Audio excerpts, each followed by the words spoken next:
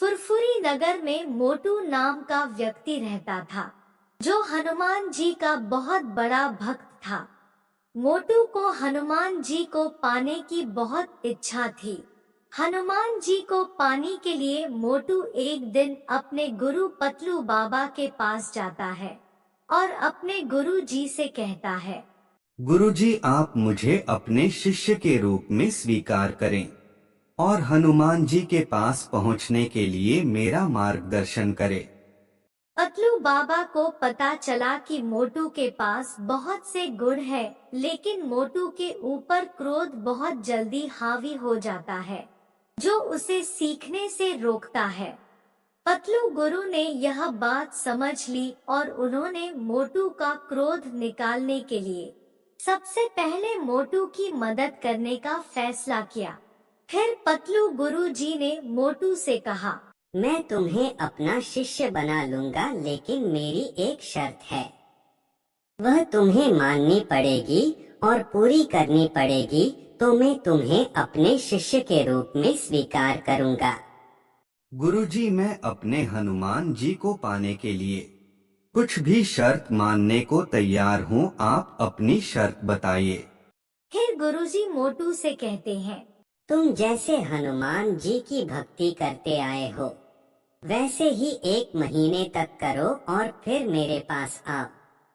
मोटू हनुमान जी को पाने के लिए बहुत इच्छुक था, तो वह गुरुजी की सारी बात मान जाता है। तो मोटू सभी बातों का पालन करते हुए अपनी 1 महीने की पूजा में बैठ जाता है और हनुमान जी की भक्ति करते करते 1 महीना पूरा हो गया और उसके अगले दिन मोटू अपने गुरु से मिलने के लिए निकला। गुरु के आश्रम जाते समय रास्ते में एक सफाई कर्मी साफ सफाई कर रहा था। तो मोटू जब सफाई कर्मी के पास से गुजरा तो सफाई कर्मी की लापरवाही की वजह से मोटू के ऊपर गंदगी आ गई। तो मोटू को बहुत क्रोध आया और सफाई कर्मी को डांटते हुए बोला, तुझे दिखाई नहीं देता जब कोई पास से गुजर रहा है? तो थोड़ा संभल कर काम करना चाहिए। आज तेरी वजह से मेरे कपड़े गंदे हो गए। यह कहकर मोटू घर वापस चला गया और कपड़े बदलकर वापस अपने गुरु से मिलने गया। जब मोटू अपने गुरुजी से मिला तो उसके गुरुजी ने कहा, मोटू, तुम अभी शिक्षा के काबिल नहीं हुए हो। तुम अपना जाप चालू रखो, अपनी भक्ति चालू रखो और 1 महीने बाद वापस आना। मोटू ने अपने गुरु जी की बातों का पालन किया, फिर से अपनी भक्ति व जाप चालू किया और फिर 1 महीने बाद मोटू अपने गुरु जी से मिलने के लिए अपने घर से निकला।